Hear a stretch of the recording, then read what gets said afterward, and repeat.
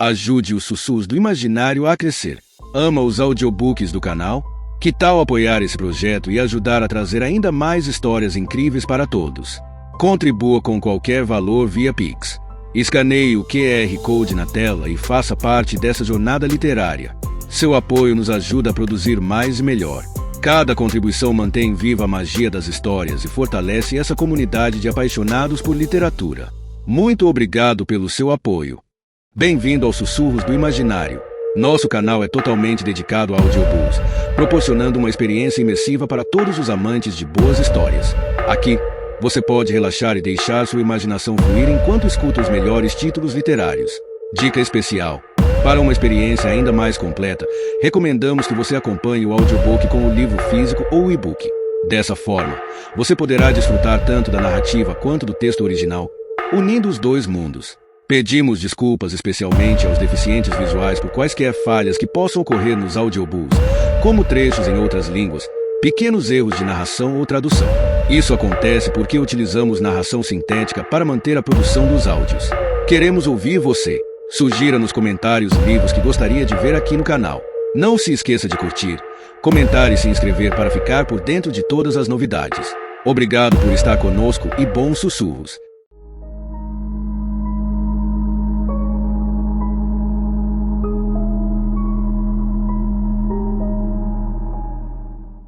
Capítulo 26. Na véspera do recurso, Joanna, Suma e Lume foram jantar com Samuel e a família dele. O sol ainda brilhava através das cortinas de linho quando começaram a comer, mas agora era noite. Rebecca acendeu uma vela sobre a mesa e soprou o fósforo.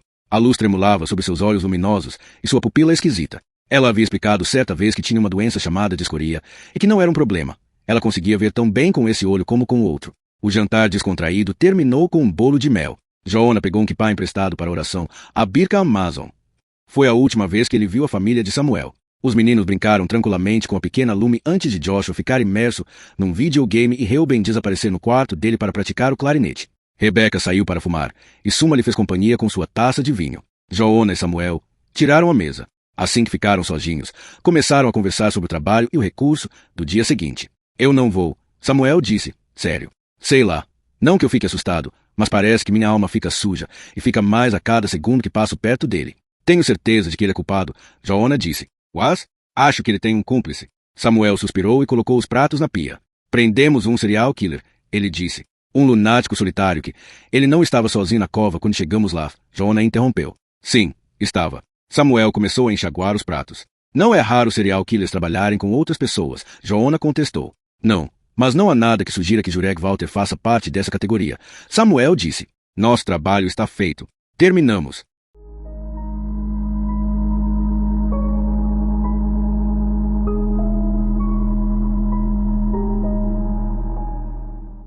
Capítulo 27. O sol brilhava pelo vidro manchado nas janelas do Palácio Vrangelska.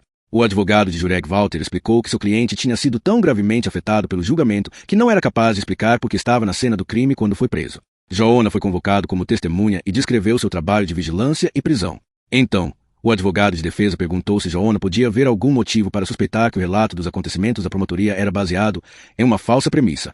Meu cliente pode estar sendo condenado por um crime cometido por outra pessoa? Joanna encarou o olhar ansioso do advogado. Em sua mente, viu Jurek Walter empurrando calmamente a mulher de volta ao caixão toda vez que ela tentava sair. Estou perguntando a você porque você estava lá. O advogado de defesa continuou. Jurek Walter poderia, na verdade, estar tentando resgatar a mulher na cova. Não, Joanna respondeu. Depois de 2 horas de deliberação, o juiz declarou que o veredito do Tribunal de Estocolmo seria mantido. O rosto de Jurek Walter não se moveu um músculo quando a sentença mais rigorosa foi proferida. Ele ficaria encarcerado em uma clínica psiquiátrica de segurança máxima com condições extraordinárias aplicadas a quaisquer eventuais processos de liberdade condicional. Como ele estava intimamente ligado a diversas investigações em andamento, também seria submetido a restrições fora do comum. Quando o juiz terminou, Jurek Walter se voltou para Joanna. Seu rosto estava coberto por rugas finas, e seus olhos claros olharam no fundo dos olhos de Joanna. Agora, os 2 filhos de Samuel Mendel vão desaparecer, Jurek disse com a voz pausada. E a esposa de Samuel, Rebecca, vai desaparecer. Mas, não. Escute, Joanna Lina. A polícia vai procurar por eles. Quando desistir, Samuel vai continuar procurando. Mas quando, depois de um certo tempo, ele perceber que nunca mais vai rever a família, ele vai se matar. Joanna se levantou para sair do tribunal. E sua filhinha, Jurek Walter, continuou, olhando para as unhas. Cuidado com o que vai falar, Joanna alertou. Lume vai desaparecer, Jurek sussurrou. E Suma vai desaparecer. E, quando você perceber que nunca vai encontrá-las, vai se enforcar.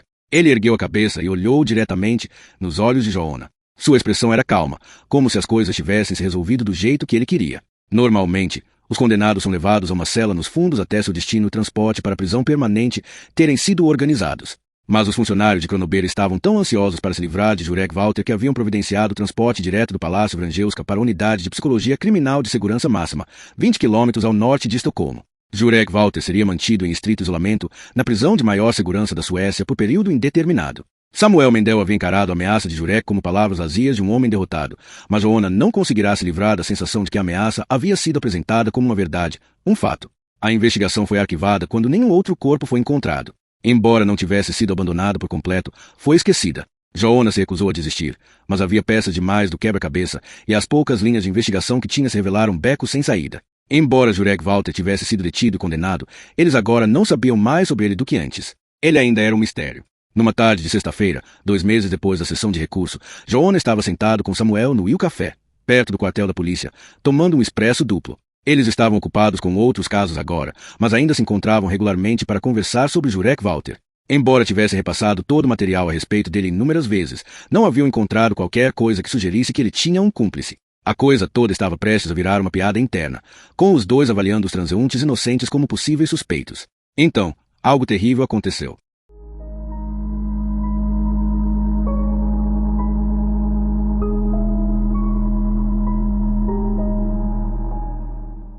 Capítulo 28. O celular de Samuel tocou na mesa, perto da xícara de expresso. A tela exibiu uma foto de sua mulher, Rebecca. Joanna escutou a conversa sem querer enquanto mexia no açúcar cristalizado de seu rolinho de canela. Ficou evidente que Rebecca e os meninos estavam indo para Dalaro antes do planejado, e Samuel concordou em comprar comida no caminho.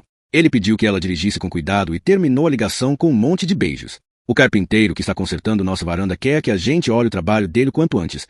Samuel explicou. O pintor pode começar neste fim de semana se estiver pronto. Joanna e Samuel regressaram às suas salas no Departamento Nacional de Investigação Criminal e não voltaram a se ver pelo resto do dia.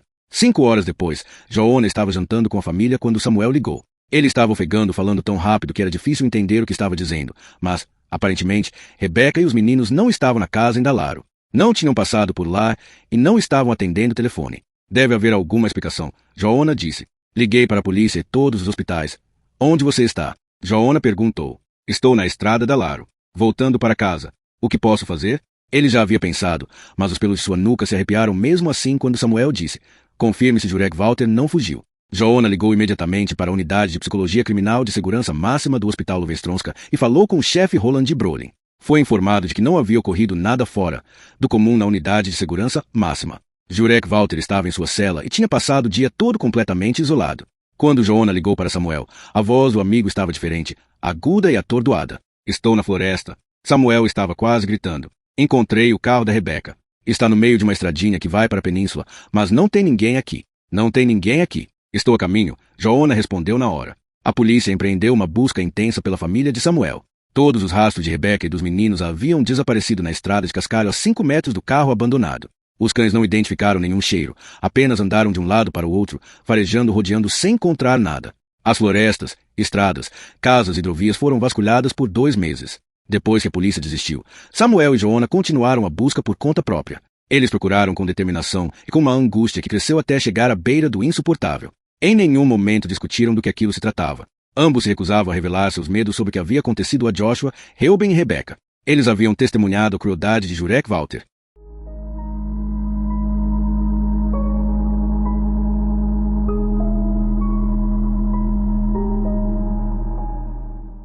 Capítulo 29. Durante todo esse período, Joanna sofreu de uma ansiedade tão terrível que não conseguia dormir. Ele vigiava sua família, seguindo-a por toda parte, buscando-a e deixando-a de carro, e tomando providências especiais com a pré-escola de lume, mas foi obrigado a aceitar que isso não seria suficiente a longo prazo. Joanna teve de confrontar seu pior medo. Ele não podia falar com Samuel, mas não podia mais negar a verdade a si mesmo. Jurek Walter não tinha cometido seus crimes sozinho. A aura de poder tranquilo de Jurek Walter sugeria que ele era o líder. Mas, depois que a família de Samuel foi sequestrada, não podia haver dúvidas de que Jurek Walter tinha um cúmplice. Esse cúmplice tinha recebido ordem de levar a família de Samuel, e tinha feito isso sem deixar uma única evidência. Joanna se deu conta de que sua família seria a próxima. Foi apenas a sorte que o havia poupado até então.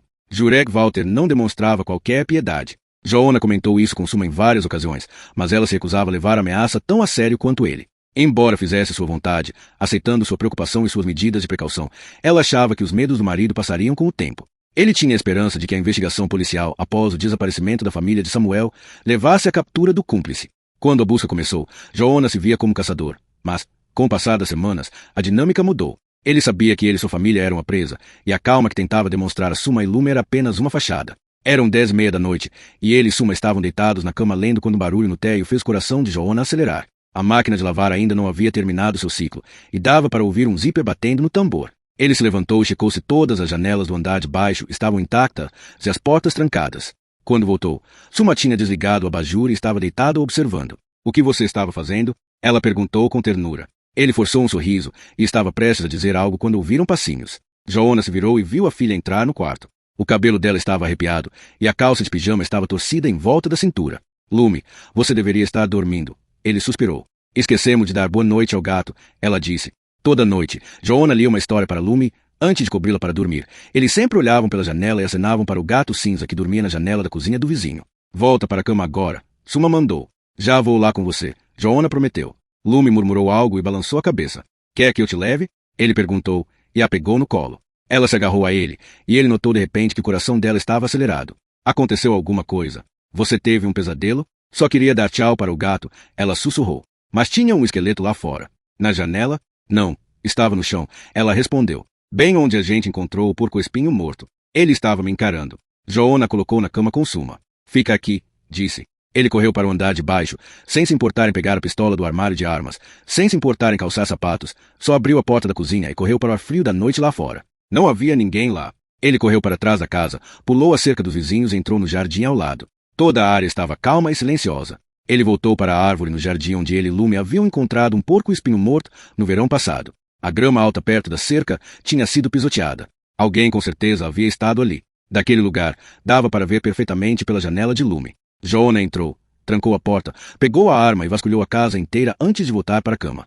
Lume pegou no sono quase imediatamente entre ele e Suma. E, um pouco depois, sua mulher também adormeceu.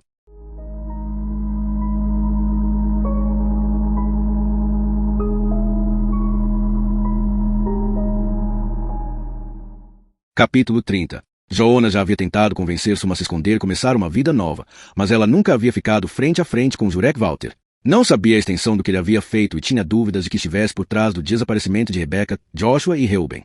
Com uma concentração febril, Joanna começou a confrontar o inevitável. Um foco gélido consumia enquanto examinava todos os detalhes, todos os aspectos traçava um plano. Um plano que salvaria sua família. O Departamento Nacional de Investigação Criminal não sabia quase nada sobre Jurek Walter. O desaparecimento da família de Samuel Mendel após a sua prisão era uma forte evidência a favor da teoria de que ele tinha um cúmplice. Mas esse cúmplice não havia deixado nenhum rastro. Era a sombra de uma sombra. Os colegas de Joanna disseram que era impossível, mas ele não desistiria. Ele sabia que não seria fácil encontrar esse cúmplice invisível.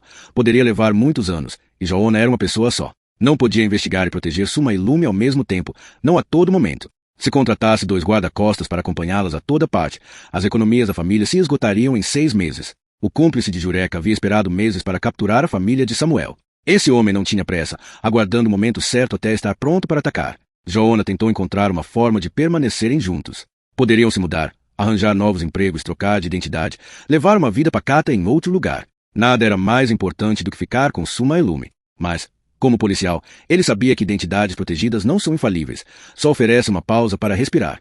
Quanto mais longe você for, mais chance tem. Porém, na lista das possíveis vítimas de Jurek Walter, estava um homem que desaparecera em Bangkok, sumindo sem deixar vestígio de um elevador no Hotel Sukhothai. Não havia escapatória. Com o tempo, Joanna foi obrigado a admitir que havia algo mais importante para ele do que estar com Suma e Lume. A vida delas era mais importante.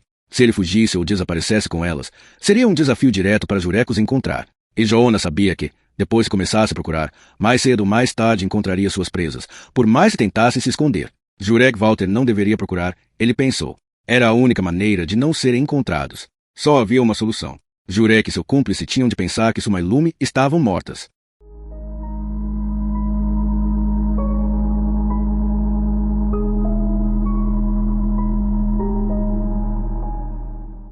Capítulo 31.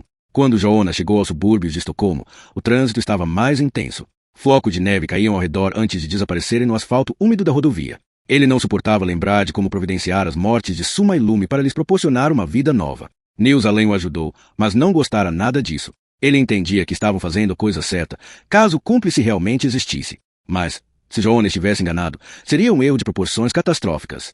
Ao longo dos anos, essa dúvida pairou sobre a figura esguia do patologista como uma grande tristeza. O carro passa pelas grades do cemitério do norte, e Joanna se lembra do dia em que as urnas de Suma e Lume foram enterradas. A chuva caía sobre as fitas de seda de suas coroas de flores e tamborilava sobre os guarda-chuvas pretos. Tanto Joanna como Samuel mantiveram a busca, mas não juntos. Eles perderam o contato. Seus caminhos diferentes os transformaram em estranhos. 11 meses depois que a família desapareceu, Samuel desistiu da busca e retornou ao serviço. Ele durou 3 semanas depois de abandonar a esperança. No começo da manhã de um dia glorioso de março, Samuel foi para sua casa de veraneio. Caminhou até a bela praia onde os filhos costumavam nadar, sacou a pistola de trabalho, colocou uma bala na câmara e disparou um tiro na cabeça. Quando Joanna recebeu a ligação de seu chefe contando que Samuel estava morto, ele sentiu uma apatia profunda e inquietante. Joanna nunca havia pensado que perderia sua família para sempre. Sabia que tinha de evitar encontrá-las, vê-las, tocar nelas por um tempo. Sabia que poderia levar anos. Ainda assim, sempre tinha se convencido de que encontraria e prenderia o cúmplice de Jurek Walter. Mas, após 10 anos, não havia progredido mais do que nos 10 primeiros dias. A única evidência de que o cúmplice existia era que a profecia de Jurek para Samuel tinha se concretizado. Oficialmente, não havia ligação entre o desaparecimento da família de Samuel e Jurek Walter. Isso foi considerado uma fatalidade. Joanna era o único que acreditava que o parceiro de Jurek os havia levado. Ele estava convencido de que estava certo, embora tivesse começado a se resignar que não encontraria o cúmplice. Mas o importante era que sua família ainda estava viva. Ele parou de falar sobre o caso, porque era impossível ignorar a possibilidade de que estivesse sendo vigiado. Ele se sentia condenado a uma vida solitária. Os anos se passaram, e as mortes forjadas pareciam cada vez mais reais. Ele realmente havia perdido a mulher e a filha. Joanna estaciona atrás de um táxi diante da entrada principal do Hospital Sodermal. Sai e caminha pela neve até a porta giratória de vidro.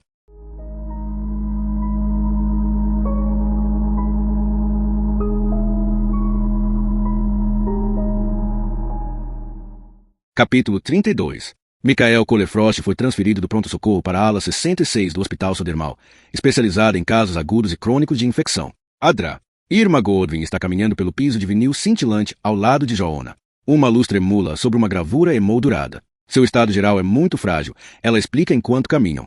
Ele está desnutrido e com pneumonia. O laboratório encontrou antígenos legionários na urina. Doença dos legionários? Joanna para no corredor e passa a mão no cabelo desgrenhado. A médica nota que os olhos dele ficaram de um cinza intenso, quase como prata queimada, e se apressa em lhe garantir que a doença não é contagiosa. Está relacionada a lugares específicos com... Eu sei. Joanna responde, voltando a andar.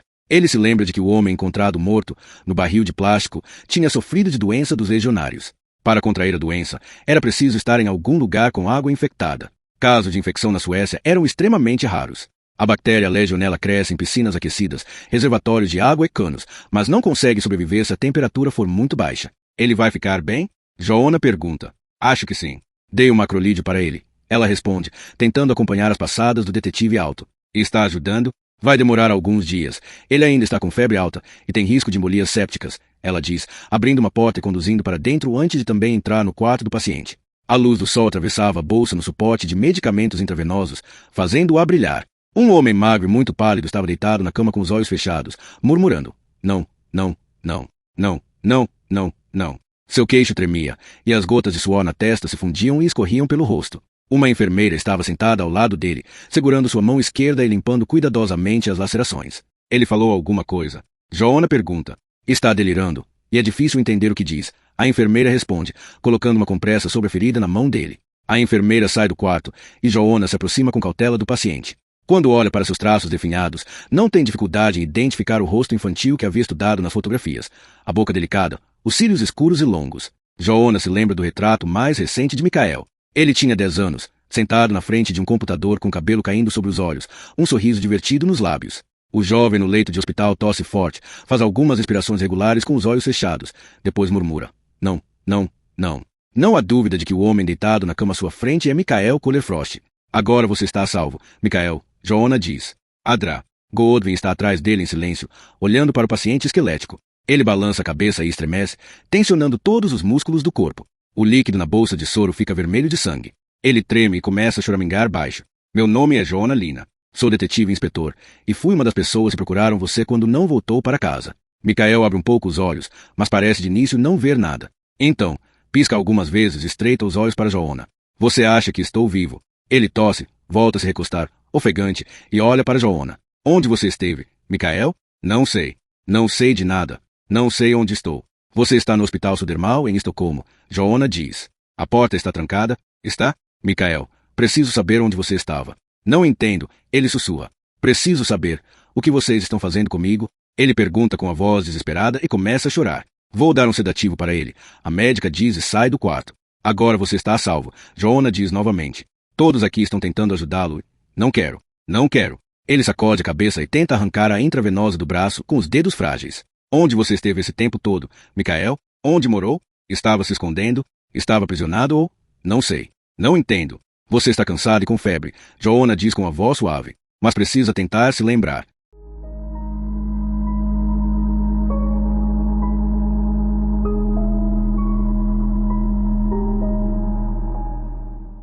Capítulo 33. Mikael Kulefrost fala sozinho em voz baixa, umedecendo os lábios e erguendo os olhos grandes e cheios de perguntas para Joanna. Não sei. É tão difícil pensar. O jovem sussurra. Não tenho que lembrar. É só escuro. Eu fico confuso. Confundo o que veio antes e como era no começo. Não consigo pensar. É tanta areia. Não consigo acordar. Ele recosta a cabeça e fecha os olhos. Você disse alguma coisa sobre como era no começo, Joanna diz. Pode tentar. Não encosta em mim. Não quero que você encoste em mim. Ele interrompe. Não vou encostar. Não quero. Não quero. Ele revira os olhos e inclina a cabeça de um jeito estranho e torto. Depois fecha os olhos e seu corpo estremece. Não tem perigo. Joanna repete. Não tem perigo. Depois de um tempo, o corpo de Mikael volta a relaxar, e ele tosse e ergue os olhos. Consegue me dizer como era no começo? Joanna repete suavemente. Quando eu era pequeno, a gente ficava junto no chão. Ele diz, de modo quase inaudível. Então tinha vários de vocês? Joanna pergunta, um calafrio percorrendo a espinha. Estava todo mundo com medo. Eu ficava chamando minha mãe e meu pai, e tinha uma mulher adulta e um velho no chão. Eles ficavam sentados no chão atrás do sofá. Ela tentava me acalmar, mas eu conseguia ouvir que ela vivia chorando. O que ela dizia? Joanna pergunta. Não lembro. Não lembro de nada. Talvez tenha sido tudo um sonho. Lembra de algum nome? Ele tosse e balança a cabeça. Todo mundo só ficava chorando e gritando, e a mulher do olho ficava me perguntando sobre 2 meninos. Ele diz, os olhos vidrados. Lembra de algum nome? Quê? Você lembra dos nomes da... Não quero. Não. Não estou tentando chatear você, mas... Todos sumiram. Simplesmente sumiram. Mikael diz, a voz mais alta. Todos sumiram. A voz de Mikael embarga, e não dá mais para entender o que ele diz. Joanna repete que vai ficar tudo bem. Mikael olha em seus olhos, mas está tremendo tanto que não consegue falar. Você está seguro aqui, Joanna diz. Sou policial, e vou garantir que nada vai acontecer a você. Adra. Goodwin entra no quarto com uma enfermeira. Elas se aproximam do paciente, delicadamente, colocam o tubo de oxigênio de volta em seu nariz. A enfermeira injeta a solução sedativa na intravenosa, enquanto explica com calma o que está fazendo. Ele precisa descansar agora, a médica diz a Joanna. Preciso saber o que ele viu. Ela inclina a cabeça. É muito urgente? Não, Joanna admite. Na verdade, não. Então volte amanhã. Adra. Goodwin diz. Por que ajo? O celular dela toca, e ela tem uma conversa rápida que faz com que saia correndo do quarto. Joanna é deixado ao lado da cama enquanto escuta andar pelo corredor. Mikael, o que você quis dizer sobre o olho? Você mencionou a mulher do olho. O que quis dizer? Ele pergunta devagar. Era como uma lágrima preta. A pupila dela? Sim, Mikael sussurra. Joanna olha para o jovem na cama, sentindo a cabeça latejar, e sua voz é fraca e metálica quando pergunta. Ela se chamava Rebecca.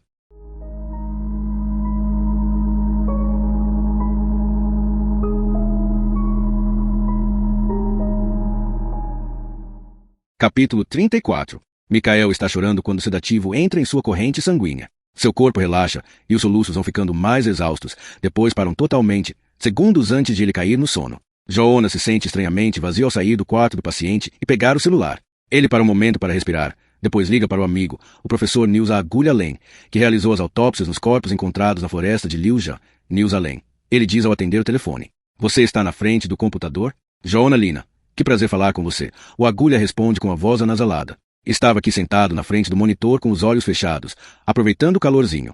Estava fantasiando que tinha comprado um bronzeador artificial. Fantasia elaborada. Bom, de grão em grão. Pode pesquisar os arquivos antigos? Fala com o Fripp, ele vai te ajudar. Não dá. Ele sabe tanto quanto. É sobre Jurek Walter. Joanna interrompe. Um longo silêncio se segue. Já disse que não quero mais falar sobre esse caso, o Agulha diz. Uma das vítimas apareceu viva. Sério? Michael Cullerfrost está com a doença dos legionários, mas parece que vai sobreviver. Em que arquivos você está interessado? O Agulha pergunta com uma intensidade nervosa na voz. O homem no barril tinha doença dos legionários. Joanna continua. Mas o menino que foi encontrado com ele exibia algum sinal da doença. Por que quer saber isso? Se houver uma conexão, deve dar para montar uma lista de lugares em que a bactéria possa estar presente. Então, estamos falando de milhões de lugares, o Agulha diz. Certo, Joanna. Você sabe que, mesmo se a legionela for mencionada nos outros relatórios, isso não significa que Michael foi uma das vítimas de Jurek Walter. Então tinha bactérias legionela? Sim.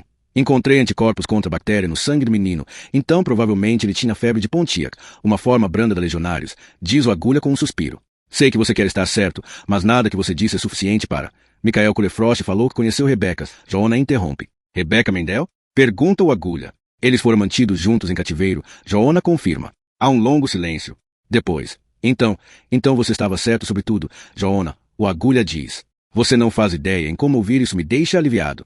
Ele engole em seco do outro lado da linha e sussurra que eles fizeram a coisa certa afinal. Sim, Joanna diz. Eles dois haviam organizado o falso acidente de carro para a mulher e a filha de Joanna. 2 corpos foram cremados e enterrados no lugar de Lume e Suma. Usando prontuários odontológicos falsos, o Agulha havia identificado os corpos. Ele acreditava em Joanna e confiava nele, mas tinha sido uma decisão difícil, tão marcante que nunca deixou de o afligir. Joanna não ousa deixar o hospital até que 2 policiais uniformizados chegam para proteger o quarto de Michael. Ao sair andando pelo corredor, telefona para Nathan Pollock e diz que precisa mandar alguém para buscar o pai do rapaz. Tenho certeza de que é Michael, ele diz. E tenho certeza de que ele foi mantido em cativeiro por Jurek Walter durante todos esses anos. Joanna entra no carro e dirige devagar para fora do hospital, enquanto os limpadores de para-brisa vão tirando a neve da sua visão. Michael Cullerfrost tinha 10 anos quando desapareceu, e voltou a ser um homem livre aos 23. Às vezes prisioneiros conseguem escapar, como Elizabeth Friedel na Áustria, que fugiu depois de 24 anos como escrava sexual no porão do pai. Ou Natasha Campus, que escapou de seu sequestrador depois de 8 anos.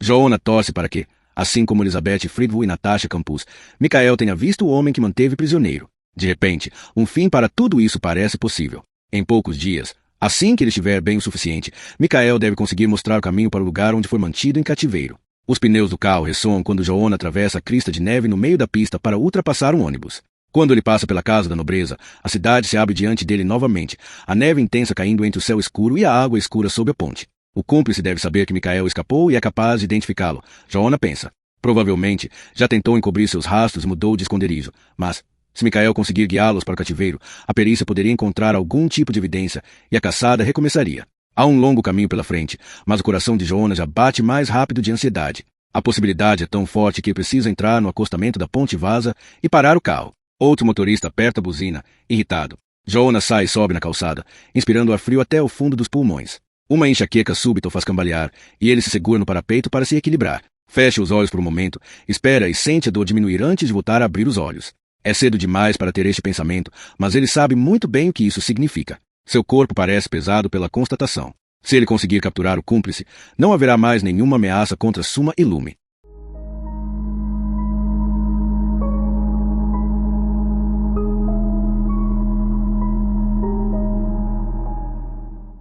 Capítulo 35. Está quente demais na sauna para conversar.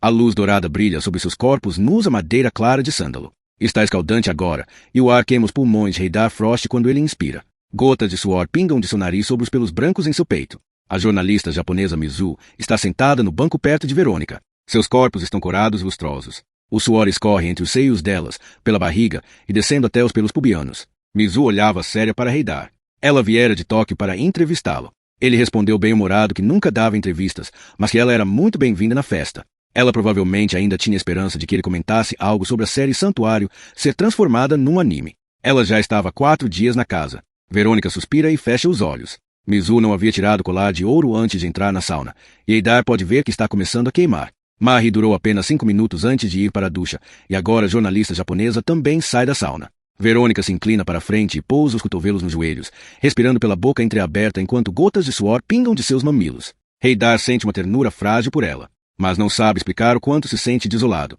Não sabe explicar que tudo que faz agora, tudo em que se joga, é apenas uma busca indiscriminada por algo que o ajude a sobreviver mais um minuto. Mahi é muito bonita, Verônica diz. Sim, peitos grandes. Pare, Heidar murmura. Ela olha para ele com uma expressão séria enquanto continua. Por que não posso simplesmente pedir divórcio? Porque esse seria o nosso fim, Haydar responde. Os olhos de Verônica se enchem de lágrimas, e ela está prestes a dizer algo quando Marie volta e se senta perto de Haydar com uma risadinha. Meu Deus, que calor, ela exclama. Como vocês aguentam ficar aqui? Verônica joga um punhado de água nas pedras. Há um chiado alto, e nuvens quentes de vapor sobem e o cercam por alguns segundos. Então, o calor volta a ficar seco e estático. Haydar está caído sobre os joelhos. Seu cabelo está tão quente que ele quase se queima quando passa a mão nele. Chega, ele expira e desce. As duas mulheres o seguem para a neve macia lá fora. O anoitecer espalha sua escuridão sobre a neve, que cintila azul clara. Flocos pesados de neve caem enquanto os três, nus, afundam até as panturrilhas na neve espessa. David, Billy e Berzelius estão jantando com os outros membros do comitê de Bolsa Santuário, e é possível ouvir as canções de bebedeira vindas do Jardim dos Fundos. Haydar se vira e olha para Verônica e Marie. Vapor se ergue de seus corpos corados. Eles são envolvidos por véu de bruma, enquanto a neve cai ao redor. Ele está prestes a falar algo quando Verônica se agacha e joga um punhado de neve nele. Ele recua, rindo, e cai, mergulhando na neve macia. Fica ali deitado de costas, ouvindo as risadas das duas. A neve parece libertadora. Seu corpo ainda arde. Haydar olha para o céu, para a neve hipnótica caindo do centro de sua criação, uma eternidade de branco flutuante. Uma lembrança o toma de surpresa. Ele está tirando os trajes de neve das crianças, pegando as toucas com neve presa na lã. Consegue se lembrar das bochechas frias, do cabelo suado e do cheiro de botas úmidas. Sente uma falta tão intensa dos filhos que a saudade parece puramente física. Ele queria estar sozinho para ficar deitado na neve até perder a consciência, cercado pelas lembranças de Felícia e Micael. Ele se levanta com dificuldade e olha para os campos brancos. Marie e Verônica estão rindo, fazendo anjos na neve rolando de um lado para o outro por uma distância curta. Há quanto tempo estas festas acontecem? Marie grita para ele. Não quero falar sobre isso, Haydar murmura. Ele está prestes a sair sem embebedar. Mas Marie está diante dele, as pernas abertas. Você nunca quer falar. Não sei de nada, ela diz, rindo. Me deixa em paz, porra. Haydar berra e a empurra para passar. O que é que você quer? Desculpa, porra, me deixa em paz. Ele grita e desaparece dentro da casa. As duas mulheres voltam, tremendo, para a sauna. O vapor desaparece de seus corpos quando o calor as envolve novamente, como se nunca tivesse saído. Qual é o problema dele? Marie pergunta. Tem muita coisa que você não sabe. Verônica responde simplesmente.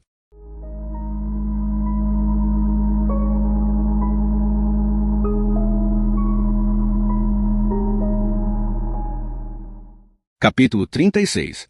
Haydar Frost está usando uma calça listrada nova e uma camisa aberta. A parte de trás de seu cabelo está úmida. Ele segura uma garrafa de Chantilly Hotel de em cada mão. Naquela manhã, acordou com o coração doendo de saudade. Ele se obrigou a descer e acordar os amigos. Serviu sinapes temperados em copos de cristal e preparou ovos cozidos com caviar russo.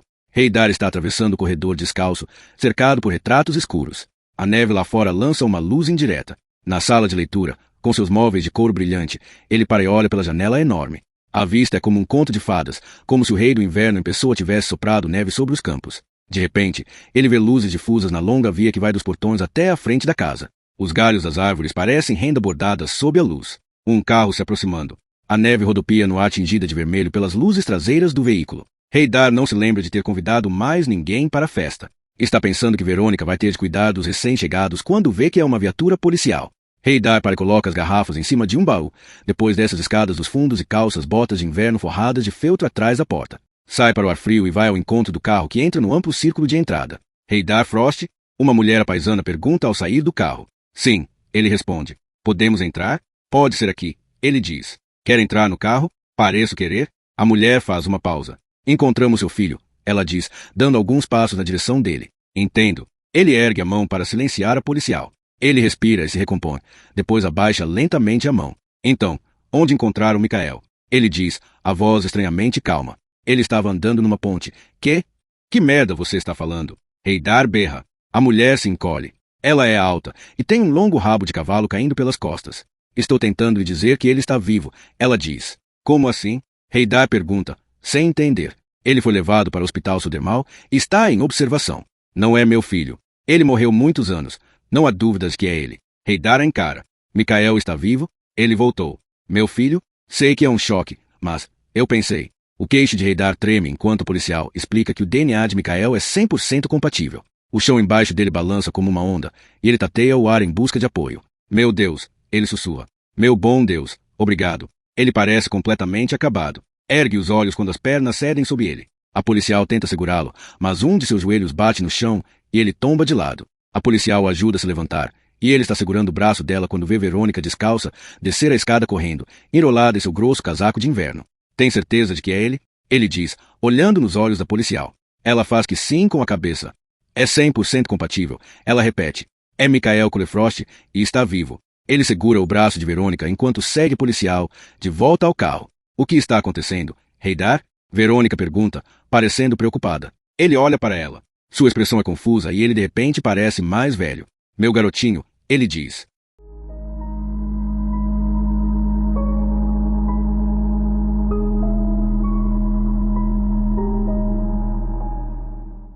Capítulo 37. De longe, os tijolos brancos do Hospital Sodermal parecem lápides despontando na neve grossa.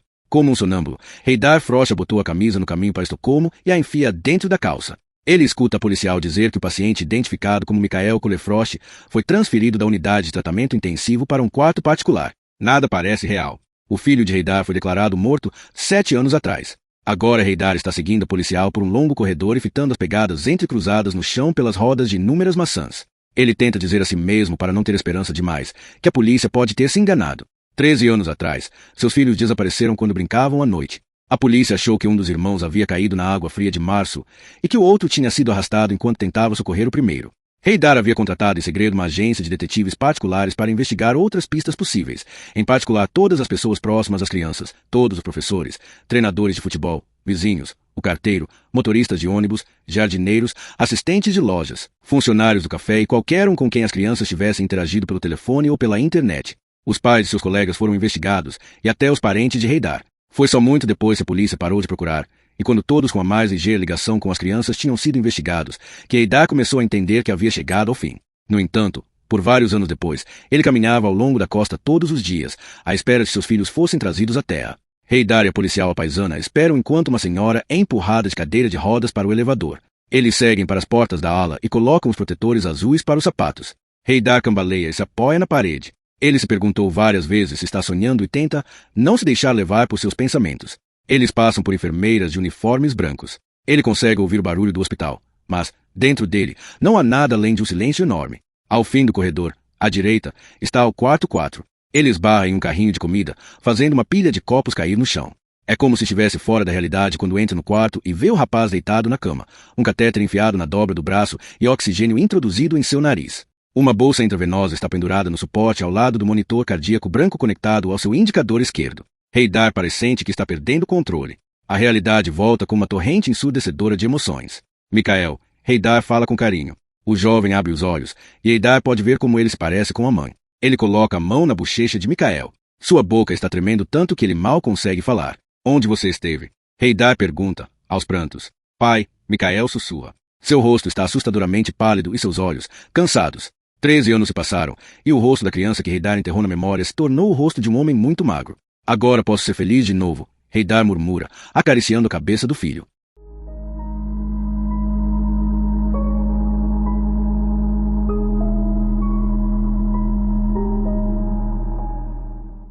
Capítulo 38.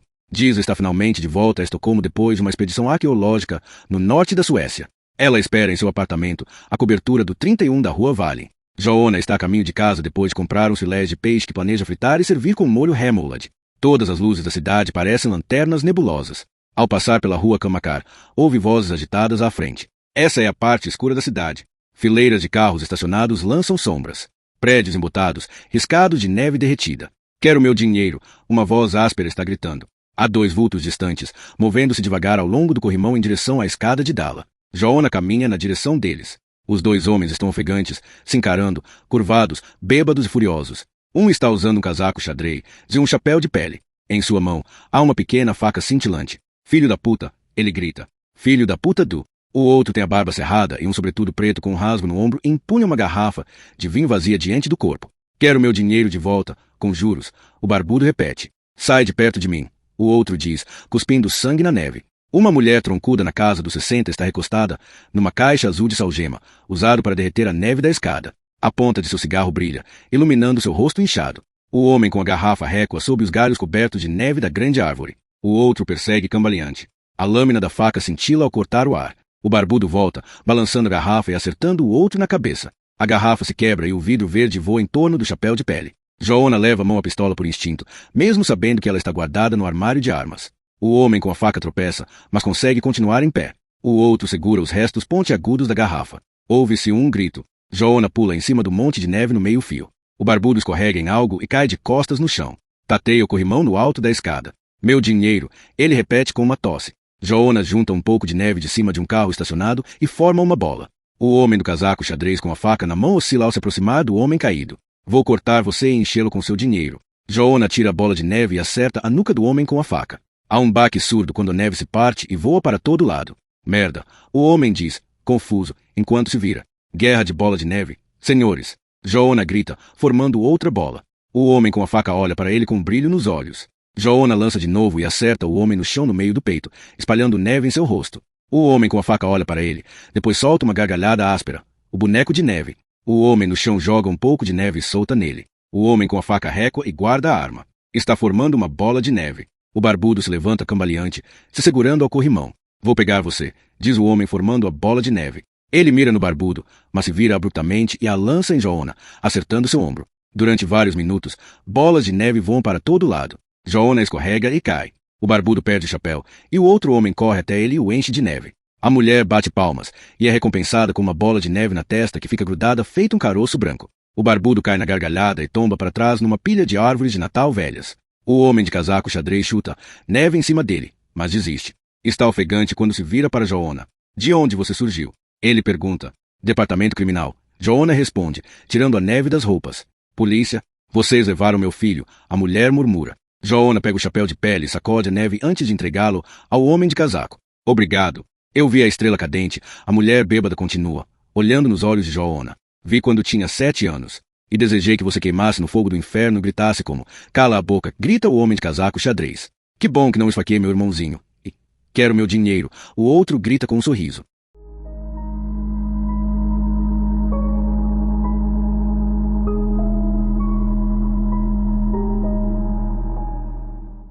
Capítulo 39. A luz do banheiro está acesa quando Joanna chega em casa. Ele abre um pouco a porta e vê Disa deitada na banheira de olhos fechados. Ela está cercada por bolhas e cantarola sozinha. Suas roupas enlameadas estão em uma grande pilha no piso do banheiro. Pensei que tinham botado você na cadeia, Disa diz. Estava pronta para ficar com seu apartamento. Durante o inverno, Joanna tinha sido investigado pela Unidade Nacional de Investigações Internas da Procuradoria, acusado de destruir uma operação de vigilância antiga e colocar em risco a unidade de resposta rápida dos serviços de segurança. Pelo visto, sou culpado, ele responde, pegando as roupas dela do chão e colocando na máquina. Eu avisei. Pois é. Os olhos de Joanna ficaram cinza como o céu chuvoso. Tem mais alguma coisa? Dia longo. Ele responde e vai para a cozinha. Não vá. Como ele não volta, ela sai da banheira, se seca e veste um hobby fino. A seda bege adere ao seu corpo quente. Joanna está na cozinha, fritando umas batatinhas douradas, quando ela entra. O que aconteceu? Joanna olha para ela. Uma das vítimas de Jurek Walter foi encontrada viva. Passou todo esse tempo em cativeiro. Ela leva um tempo para processar o que ele diz. Então você estava certo. Existia um cúmplice. Sim, ele suspira. Disa dá um passo na direção dele, depois pousa a mão de leve nas suas costas. Vai conseguir capturá-lo? Espero que sim, Joanna diz. Sério. Não tive a chance de interrogar o menino direito. Ele não está num bom estado, mas deve conseguir nos levar lá. Joanna tira a frigideira do fogo, depois se vira e olha para ela. Que foi? Ela pergunta, espantada. Disa, você precisa aceitar aquele projeto de pesquisa arqueológica no Brasil. Já falei que não quero ir. Ela diz, depois entende o que ele quer dizer. Você não pode pensar assim. Não dou a mínima para Jurek Walter. Não estou assustada. Não vou ser vencida pelo medo. Com carinho, ele tira o cabelo úmido que caiu sobre o rosto dela. Só por um tempinho, ele diz. Até eu resolver isso. Ela se encosta no peito dele e escuta o batimento abafado de seu coração. Nunca houve ninguém além de você, ela diz. Quando você ficou comigo depois do acidente da sua família, foi quando me apaixonei por você. É verdade. Fico preocupado com você. Ela acaricia o braço dele e sussurra que não quer ir. Quando a voz dela embarga, ele a puxa para perto e a beija. Mas estivemos juntos todo esse tempo, diz, olhando no rosto dele. Quero dizer, se tem um cúmplice que é uma ameaça para nós, porque nada aconteceu. Não faz sentido. Eu sei. Eu concordo, mas preciso fazer isso. Vou atrás dele, e vou agora. Disa sente um soluço subindo pela garganta. Ela segura o choro e vira o rosto. Ela havia sido amiga de Suma. Foi assim que se conheceram. E, quando a vida dele veio abaixo, ela estava lá. Ele se mudou para a casa dela e ficou com ela por um tempo quando estava no fundo do poço. À noite, ele dormia no sofá, e ela conseguia ouvi-lo andar de um lado para o outro e sabia que Joanna sabia que ela estava acordada no quarto ao lado. Sabia que ele estava olhando para a porta do quarto e pensando nela deitada ali, cada vez mais confusa e magoada pelo fato de ele estar sendo tão distante e frio. Até que, certa noite, ele se levantou, se vestiu e saiu do apartamento dela. Vou ficar. Diz a seca as lágrimas do rosto. Você precisa ir. Por quê? Porque eu te amo. Ele responde. Você sabe disso. Acha mesmo que eu iria agora? Ela pergunta com um sorriso.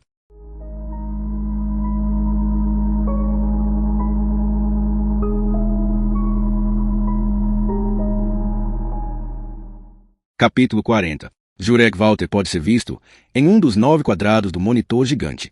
Ele anda de um lado para o outro da sala, dando a volta no sofá, virando à esquerda depois da televisão. Dá a volta na esteira, vira à esquerda de novo e volta para o quarto. Anders Ron observa. Jurek lava o rosto e se senta na cadeira de plástico sem se secar. Olha fixamente para a porta do corredor, enquanto a água goteja sobre sua camisa e seca. Mai, a enfermeira, está sentada na cadeira de controle. Ela verifica a hora. Espera mais 30 segundos, olha para Jurek, anota a localização dele no computador e tranca a porta do quarto de Jurek para a sala. Ele vai receber cigarros hoje à noite. Ele gosta, ela comenta. É mesmo? Anderson já acha que as rotinas em torno desse paciente são tão repetitivas e estáticas que seria difícil distinguir os dias se não fosse pela reunião diária na ala 30. Os outros médicos falam sobre seus pacientes e planos de tratamento. Ele não tem o que dizer. Ninguém espera que ele repita que a situação na unidade de segurança máxima continua igual. Já tentou conversar com esse paciente? Anders pergunta. Com Jurek? Não podemos, ela responde, e coça o braço tatuado. É porque, bom, ele fala coisas que você não consegue esquecer. Anders não fala com Jurek Walter desde aquele primeiro dia. Só garante que o paciente tome sua injeção regular de medicamentos neuroléticos. Sabe se o sistema de computador está funcionando? Anders pergunta. Não consegui assinar as fichas médicas. Nesse caso, você não pode voltar para casa, ela diz. Mas eu... É brincadeira, ela diz rindo. Os computadores aqui embaixo vivem quebrando. Ela se levanta, pega a garrafa de Fanta da mesa e vai para o corredor. Anders vê que Jurek ainda está sentado completamente imóvel com os olhos abertos. Ele segue Mai. Quando ela chega à sala fortemente iluminada, ele nota que dá para ver sua calcinha vermelha através do tecido branco do uniforme. Agora, vejamos, ela murmura, sentando-se na cadeira dele e tirando o computador do modo de espera. Com um sorriso irônico, força o programa a fechar e faz login novamente.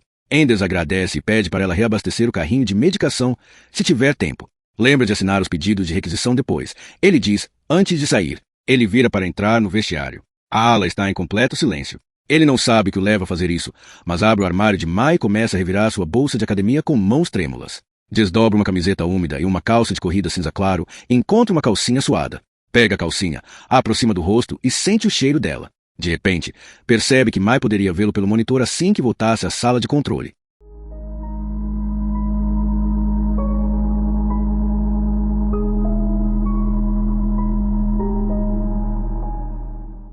Capítulo 41.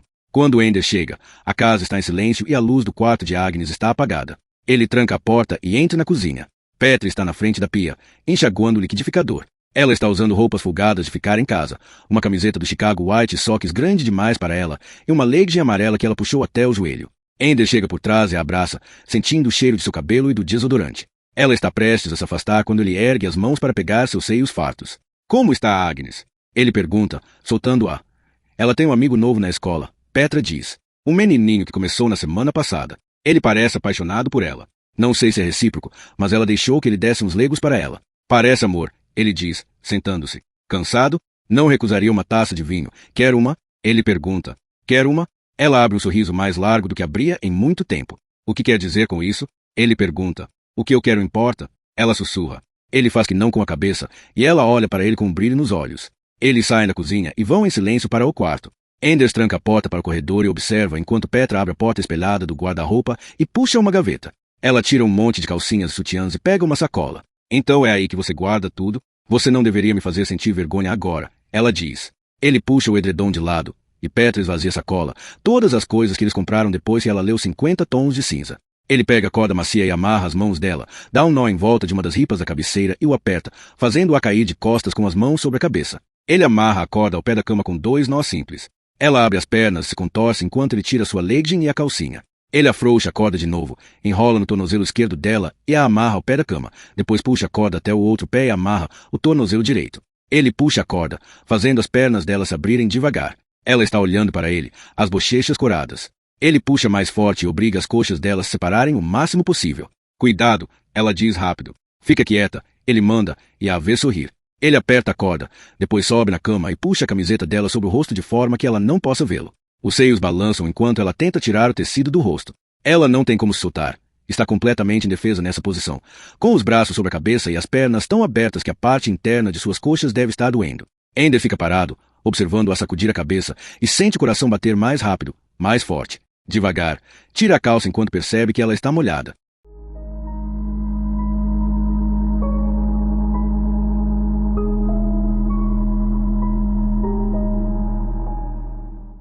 Capítulo 42. Joanna entra no quarto do paciente e vê um homem mais velho sentado ao lado da cama do garoto. Demora alguns segundos para reconhecer Haydar Frost. Embora tenham passado anos desde que o viu pela última vez, Haydar parece ter envelhecido muito mais. O jovem está dormindo, mas Haydar está sentado segurando a mão esquerda dele com as duas mãos.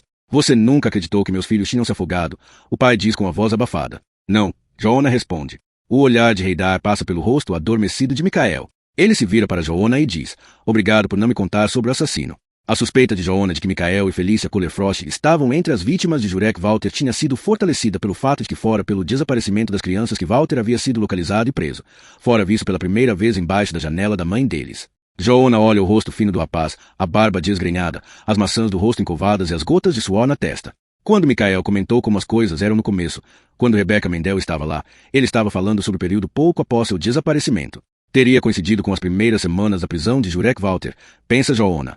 Desde então, mais de uma década de cárcere se passou. Mas Michael conseguiu escapar. Tinha de ser possível descobrir onde ele fora mantido. Nunca parei de procurar. Joanna fala baixo para Haydar.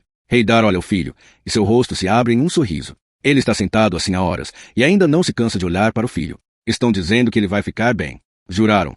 Juraram que não tem nada de errado com ele, diz a voz rouca. Você conversou com ele? Joanna pergunta. Ele tomou muitos anestésicos, então está quase sempre dormindo, mas dizem que isso é bom. É do que ele precisa.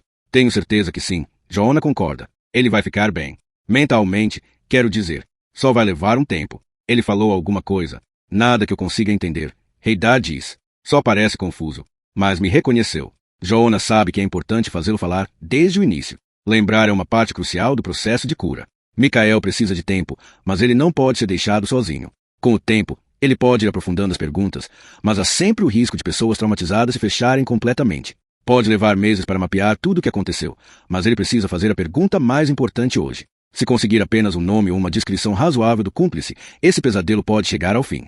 Preciso falar com ele assim que ele acordar, Joanna diz. Preciso fazer algumas perguntas muito específicas, mas talvez seja um pouco difícil para ele. Desde que não o assuste, Haydar diz. Não posso deixar isso acontecer. Uma enfermeira entra para verificar o pulso e os níveis de oxigênio de Michael. A mão dele ficou fria. Haydar diz a ela. Vou dar logo alguma coisa para a febre. A enfermeira o tranquiliza. Ele está tomando antibióticos, não? Sim, mas pode levar alguns dias para começarem a surtir efeito, a enfermeira diz, pendurando outra bolsa no suporte de intravenosa.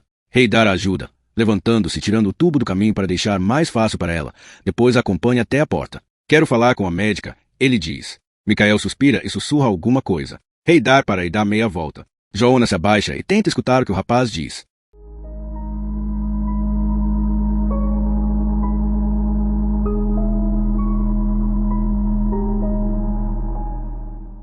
Capítulo 43. A respiração de Michael está acelerada, e ele balança a cabeça, a boca se movendo. Ele abre os olhos e encara Joanna com expressão atormentada. Você precisa me ajudar. Não posso ficar aqui, ele diz. Não aguento, não aguento. Minha irmã está me esperando. Posso sentir, posso sentir. Haydar se apressa, pega a mão do filho e a segura junto ao rosto. Michael, eu sei, ele sussurra, depois engole em seco. Pai, eu sei, Michael. Penso nela o tempo todo. Pai, Michael grita de angústia. Não posso, não. Calma, Haydar murmura. Ela está viva, a Felícia está viva. Ele grita. Não posso ficar aqui. Tenho que. Ele tem um acesso forte e longo de tosse. Haydar ergue a cabeça dele e tenta ajudar. Ele continua dizendo palavras reconfortantes para o filho, mas os olhos de Michael estão ardendo de intenso pânico. Ele afunda de volta no travesseiro e lágrimas escorrem por suas bochechas. O que você estava dizendo sobre a Felícia? Haydar pergunta baixinho. Não quero, Michael arfa. Não posso ficar aqui. Michael, Haydar interrompe. Você precisa ser mais claro. Não aguento. Você disse que Felícia está viva. Heidar diz com cautela. Por que diria uma coisa dessas? Eu deixei. Deixei minha irmã para trás. Micael chora. Fugi e deixei ela para trás. Você está dizendo que a Felícia ainda está viva? Heidar pergunta, pela terceira vez. Sim, pai, Micael murmura. Meu Deus! Seu pai sussurra, acariciando a cabeça do filho. Meu bom Deus! Micael tosse violentamente. Uma nuvem de sangue invade o tubo e ele tenta tomar ar. Depois tosse de novo e para, ofegante. Ficamos juntos o tempo todo, pai. No escuro, no chão. Mas deixei ela. Micael fica em silêncio, como se até a última gota de força tivesse se exaurido. É impossível ler seus olhos. Você precisa nos dizer. A voz embarga. Ele respira fundo e então continua. Micael, você sabe que precisa nos dizer onde ela está, para que eu possa procurá-la. Ela ainda está lá. Felícia ainda está lá. Micael diz fracamente. Ela ainda está lá. Consigo sentir. Ela está com medo. Micael, Heidar implora. Ela está com medo porque está sozinha. Ela sempre acorda à noite chorando até perceber que estou lá. Heidar sente o peito se apertar. Grandes manchas de suor se formaram sob suas axilas.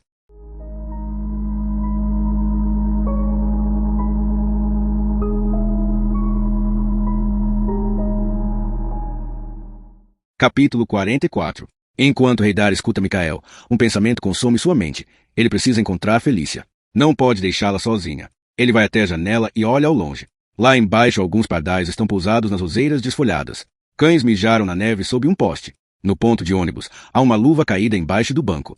Em algum lugar atrás dele, ele escuta Joona Lina fazer perguntas a Micael. A voz grossa de Joona se mistura à batida pesada do coração de Heidar. Só é possível ver seus erros em retrospecto, e alguns são tão dolorosos que a gente não consegue conviver com eles. Heidar sabe que foi um pai injusto. Nunca foi sua intenção, apenas aconteceu. As pessoas sempre dizem amar os filhos igualmente, ele pensa. Mas sempre os tratamos de maneira diferente. Micael era seu favorito. Felícia sempre o irritava e, às vezes, ela o deixava tão bravo que ele a assustava. Agora parece incompreensível. Afinal, ele era um adulto e ela apenas uma criança. Eu não deveria ter gritado com ela, ele pensa, olhando para o céu nublado. Sua axila esquerda está começando a doer. Consigo sentir, Micael está dizendo a Joona. Ela está deitada no chão. Está muito apavorada. Heidar solta um gemido ao sentir uma pontada de dor no peito. O suor escorre por seu pescoço. Joona vai correndo até ele, pega a parte de cima de seu braço e fala alguma coisa. Não é nada, Heidar diz. Seu peito dói? Joona pergunta. Só estou cansado. Ele responde rápido. Você parece. Preciso encontrar a Felícia. Ele diz. A dor ardente no peito sobe até seu queixo e ele sente outra pontada. Ele cai, batendo a bochecha no aquecedor, mas tudo em que consegue pensar é como, no dia em que Felícia desapareceu, ele gritou com ela e lhe disse que ela não merecia morar numa boa casa. Ele se ajoelha e tenta rastejar quando ouve Joona voltar correndo para o quarto com o médico.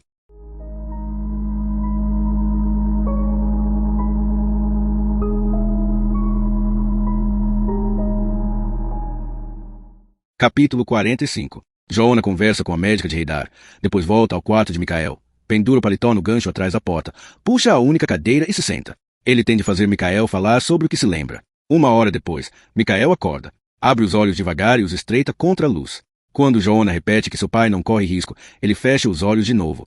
Preciso fazer uma pergunta. Joona fala. Sério. Minha irmã. Ele diz.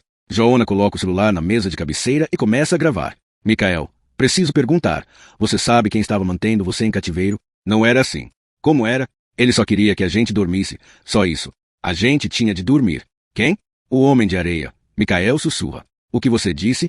Nada. Não consigo continuar. Joona olha para o celular e confirma que está gravando a conversa. Pensei que você tinha mencionado o homem de areia. Ele insiste. O dos contos de fada. O que coloca as crianças para dormir? Micael olha em seus olhos. Ele existe. Ele diz. Tem cheiro de areia. Vem de barômetros de dia. Como ele é? Está sempre escuro quando ele vem. Você deve ter visto alguma coisa, não? Micael balança a cabeça, chorando baixinho, as lágrimas escorrendo sobre o travesseiro. O homem de areia tem outro nome? Joona pergunta. Não sei. Ele nunca diz uma palavra. Nunca falou com a gente. Consegue descrevê-lo? Só ouvia no escuro. As pontas dos dedos dele eram de porcelana. Quando ele tira a areia do saco, elas chilintam umas nas outras e... A boca de Micael se move, mas não sai som algum. Não consigo ouvir o que você está falando, Joona diz. Ele joga areia na cara das crianças. Um segundo depois, você está dormindo. Como você sabe que é um homem? Joona pergunta. Ouvi a tosse dele. Micael responde. Mas nunca ouviu? Nunca.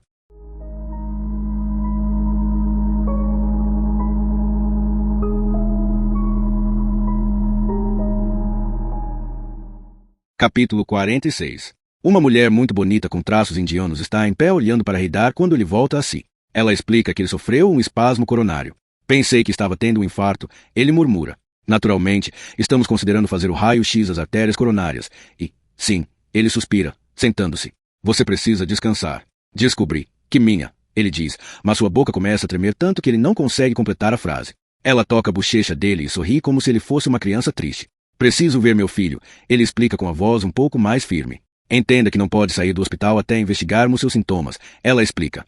Ela dá um pequeno spray rosa de nitroglicerina para ele espirrar embaixo da língua ao primeiro sinal de dor no peito.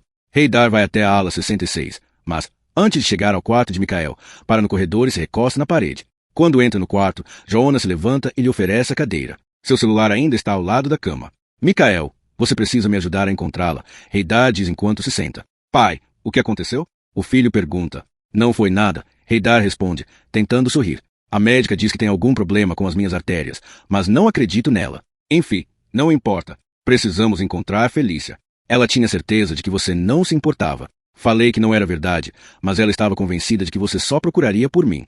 Haydar fica imóvel. Ele sabe o que Mikhael quer dizer, porque nunca se esqueceu daquele último dia. O filho coloca a mão esquelética sobre a de Haydar, e seus olhos se encontram mais uma vez. Você estava vindo a pé de Sodertalje. É lá que devo começar a procurar? Haydar pergunta. É lá que ela pode estar? Não sei, Mikhael responde. Mas você deve se lembrar de algo. Haydar continua. Não lembro. Desculpe, seu filho diz. Não tenho que lembrar. Joanna está apoiada ao pé da cama. Os olhos de Mikhael estão entreabertos e ele aperta a mão do pai com força. Você disse antes que você e a Felícia estavam juntos, no chão, no escuro. Joanna começa. Sim, Mikhael sussurra. Há quanto tempo eram só vocês dois? Quando os outros sumiram? Não sei, ele responde. Não sei dizer. O tempo não funciona como vocês acham.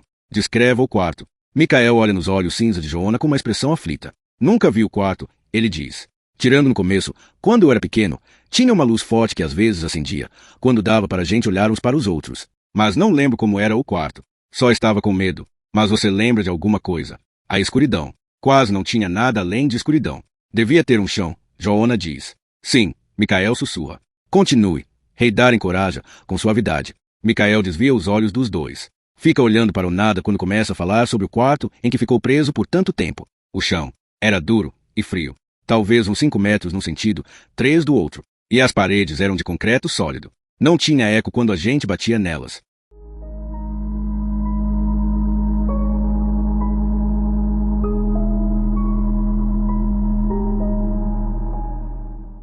Capítulo 47. Haydar aperta a mão do filho. Mikhael fecha os olhos e deixa as imagens e lembranças guiarem suas palavras. Tem um sofá e um colchão que afastamos do ralo quando precisamos usar a torneira, ele diz, engolindo em seco. A torneira, Joanna repete. E a porta? É feita de ferro ou aço. Nunca se abre. Nunca vi a porta aberta. Não tem fechadura do lado de dentro, nem maçaneta, e do lado da porta tem um buraco na parede. É onde aparece o balde de comida. É pequeno, mas, se enfiar o braço e esticar para cima, dá para sentir uma portinha de metal com a ponta dos dedos. Haydar chora enquanto escuta Mikhael. Tentamos economizar comida, ele diz, mas às vezes acabava. Às vezes demorava tanto que a gente só ficava lá deitado tentando ouvir a portinha. Quando a gente recebia alguma coisa, terminava passando mal, e às vezes não tinha nem água na torneira. A gente ficava com sede e o ralo começava a feder. Que tipo de comida era? Joanna pergunta. Quase só restos. Pedaços de linguiça, batata, cenoura, cebola, macarrão. O homem que dava comida para vocês nunca falou nada. No começo, a gente gritava por socorro sempre que a portinha abria, mas aí ela fechava e a gente ficava sem comida. Depois disso, tentamos conversar com quem abria, mas nunca tínhamos resposta. A gente sempre tentava ouvir. Dava para escutar a respiração. Sapatos num chão de concreto, os mesmos sapatos toda vez.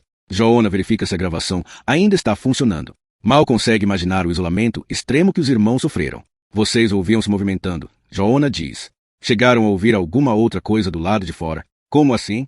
Pássaros, cachorros latindo, carros, trens, vozes, aviões, TV, risadas, gritos, sirenes? Qualquer coisa. Só o cheiro de areia. Agora o céu está escuro e o granizo bate contra o vidro. O que vocês faziam quando estavam acordados? Nada. Quer dizer, quando a gente ainda era pequeno, consegui soltar um parafuso do fundo do sofá. A gente usava para riscar um buraco na parede. O parafuso ficava tão quente que quase queimava nossos dedos. Continuamos fazendo isso por anos. Não tinha nada além de cimento no começo, mas, depois de uns 5 centímetros mais ou menos, chegamos a uma malha de metal. Continuamos furando por um dos buracos, e um pouco depois, chegamos a mais malha. Era impossível. Era impossível fugir da cápsula. Por que você chama o quarto de cápsula? Michael sorri de um jeito que o faz parecer incrivelmente solitário. Foi a Felícia quem começou isso. Ela imaginava que estávamos no espaço, que estávamos numa missão. Isso foi no começo, mas continuei chamando o quarto de cápsula. Heidar leva a mão trêmula à boca, o rosto tomado de emoção. Você diz que era impossível escapar, mas foi exatamente o que você fez, Joanna diz.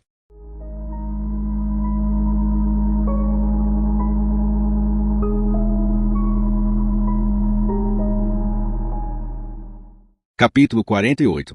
Carlos Eliasson, chefe do Departamento Nacional de Investigação Criminal, atravessa uma nevasca leve saindo de uma reunião em Raduza e conversando com a esposa pelo telefone. Agora, a sede da polícia parece um palácio de veraneio em meio a um parque invernal. A mão que segura o telefone está tão fria que seus dedos doem. Vou empregar muitos recursos.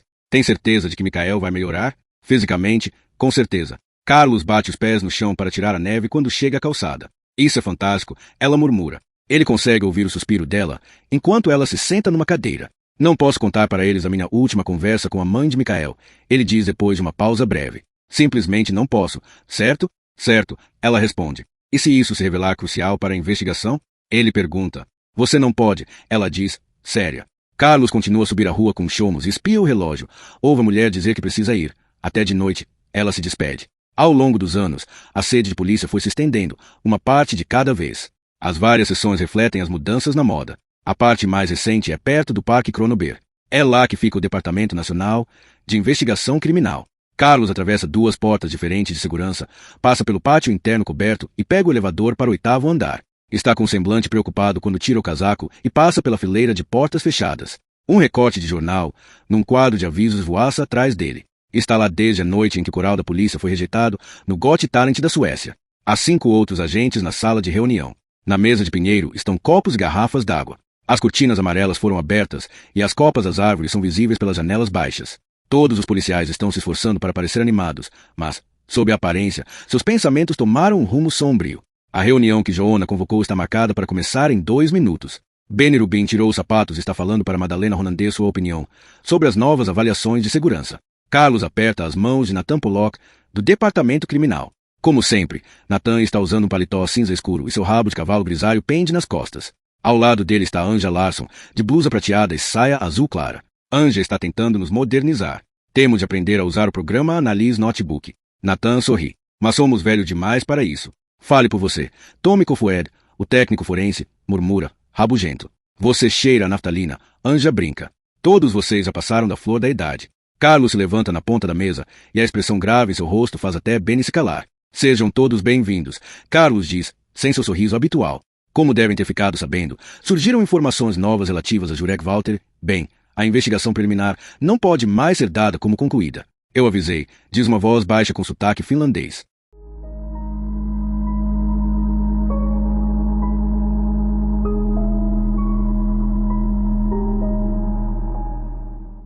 Capítulo 49. Carlos se vira e encontra Joanna Lina parado na soleira da porta. O casaco preto do detetive alto cintila com neve. Joanna nem sempre está certo. Claro, Carlos diz. Mas devo admitir que, desta vez, então Joanna foi a única pessoa que achou que Jurek Walter tinha um cúmplice. Nathan Pollock pergunta. Bom, sim. E muita gente ficou contrariada quando ele disse que a família de Samuel Mendel estava entre as vítimas. Anja comenta baixinho. Verdade, Carlos concorda. Joanna fez um excelente trabalho. Sem dúvida. Eu tinha acabado de assumir o cargo na época e talvez não tenha dado ouvidos às pessoas certas, mas agora sabemos. E agora podemos continuar. Ele fica em silêncio e olha para Joanna, que entra na sala. Acabei de chegar do Hospital Sodermal. Ele diz bruscamente. Falei algo errado? Carlos pergunta. Não. Talvez você ache que tenha alguma outra coisa que eu deva falar? Carlos pergunta, parecendo envergonhado a olhar de relance para os outros. Joanna, isso foi há 13 anos. São águas passadas, não? Sim. Você estava totalmente certo na época, como acabei de dizer. Sobre o que eu estava certo? Joanna pergunta, olhando para o chefe. Sobre o que você estava certo? Carlos repete a contragosto. Você estava certo de que Jurek tinha um cúmplice. Estava certo sobre tudo, Joanna. É o suficiente agora? Eu acho que é. Anja vira o rosto para esconder o sorriso. Joanna faz que sim com a cabeça e Carlos se senta com um suspiro. O estado geral de Michael Kullerfrost já é bem melhor e o interroguei um pouco. Obviamente, tinha esperança de que Michael conseguisse identificar o cúmplice. Talvez seja cedo demais, Nathan diz. Não. Michael não consegue nos dar um nome nem uma descrição. Não consegue nem dizer qual é a voz do homem. Mas, ele está traumatizado? Madalena Ronander pergunta. Está. Mas, além disso, ele simplesmente nunca viu o cúmplice. Joanna responde, encontrando os olhos dela. Então não temos nenhuma pista para seguir? Carlos sussurra. Joanna dá um passo à frente. Sua sombra se projeta sobre a mesa. Michael chama seu sequestrador de Homem de Areia. Perguntei a Reidar Frost sobre isso, e ele explicou que o nome vem de uma história de Niná que a mãe contava para as crianças. O Homem de Areia é um tipo de personificação do sono. Joga areia nos olhos das crianças para fazê-las dormir. Isso mesmo, Madalena diz com um sorriso. E a prova de que o Homem de Areia esteve lá são os grãozinhos no canto do olho quando a gente acorda. O Homem de Areia, Polog diz, pensativo, e anota algo em seu caderno preto. Anja, pode tocar essa gravação para mim? Joanna pede. Ela pega o celular de Joanna e o conecta ao sistema de som sem fio. Michael e Felícia Kohler-Frost são metade alemães. Roseona Kohler se mudou de Schwabach para a Suécia quando tinha 8 anos. Joanna explica. Fica ao sul de Nuremberg. Carlos acrescenta. O Homem de Areia é a personificação deles do sono. Joanna continua. E toda noite, antes de as crianças fazerem sua oração, ela contava um pouco mais sobre ele. Ao longo dos anos, ela misturou a história de sua infância com muitas coisas que ela mesma inventou e com fragmentos do conto original de T.A. Hoffman sobre o vendedor de barômetro e as meninas mecânicas. Michael e Felícia tinham só 10 e 8 anos na época e acharam que o Homem de Areia os tinha levado. Os homens e mulheres em volta da mesa observam Anja preparar a gravação do relato de Michael. Os rostos solenes estavam prestes a ouvir pela primeira vez uma vítima sobrevivente de Jurek Walter contar o que aconteceu. Em outras palavras, não temos como identificar o cúmplice, Joanna diz. Assim, resta a localização. Se Michael puder nos levar lá, então.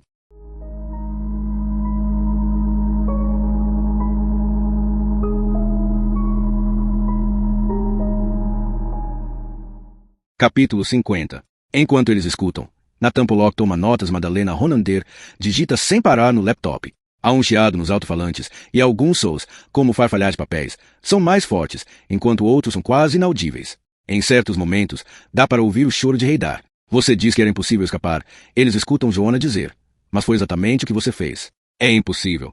Não foi o que aconteceu. Michael Kohler-Frost responde. Então o que aconteceu? O Homem de Areia soprou a poeira sobre nós. E, quando acordei, percebi que não estava mais na cápsula. Michael conta. Estava completamente escuro, mas dava para ouvir que o quarto era diferente, e deu para sentir que Felícia não estava mais lá. Fui apalpando meu caminho até chegar a uma porta com uma maçaneta, e abri e fui parar num corredor. Não acho que eu tinha noção de que estava fugindo, só sabia que precisava continuar andando. Cheguei a uma porta trancada e pensei que tinha caído numa armadilha, porque o Homem de Areia podia voltar a qualquer momento. Entrei em pânico, quebrei o vidro com a mão e enfiei o braço para destrancar. Atravessei correndo um depósito cheio de caixas e sacos de cimento, e aí vi que a parede da direita era só um lençol de plástico fixado com grampos. Eu não conseguia respirar, e pude sentir meus dedos sangrando enquanto tentava arrancar o plástico. Eu sabia que tinha me machucado no vidro, mas não liguei, só continuei atravessando o longo piso de concreto. O depósito não acabava, e continuei correndo até ver que estava andando na neve. O céu ainda não tinha escurecido completamente. Vi que o mundo existia de verdade. Sabe, antes, a ideia do mundo parecia um sonho, mas então parecia natural. O ar, a paisagem. Passei correndo por uma escavadeira com uma estrela azul, entrei na floresta e comecei a entender que eu estava livre. Corri entre as árvores e os arbustos, se fiquei coberto de neve. Nunca olhei para trás, só continuei correndo, atravessei um campo e entrei num arvoredo. De repente, não consegui andar mais. Um galho quebrado tinha se enfiado na minha coxa. Fiquei completamente preso, não conseguia me mexer. O sangue pingava na neve e doía muito. Tentei me soltar, mas estava preso. Pensei que talvez conseguisse quebrar o galho, mas estava fraco demais. Não dava. Então fiquei ali. Tinha certeza de que conseguia ouvir o Homem de Areia estalando os dedos de porcelana. Quando virei para olhar para trás, escorreguei e o galho saiu. Não sei se desmaiei. Depois disso eu fiquei muito mais lento, mas consegui me levantar e subir uma encosta. Eu estava tropeçando e pensava que não conseguiria mais. Aí estava rastejando e vi que estava num trilho de trem. Não faço ideia do quanto caminhei. Eu estava congelando, mas continuei em frente. Às vezes, via casas ao longe, mas estava tão exausto que continuei nos trilhos. Nevava cada vez mais forte, mas era como se estivesse andando em transe. Parar nunca passou pela minha cabeça, só queria fugir.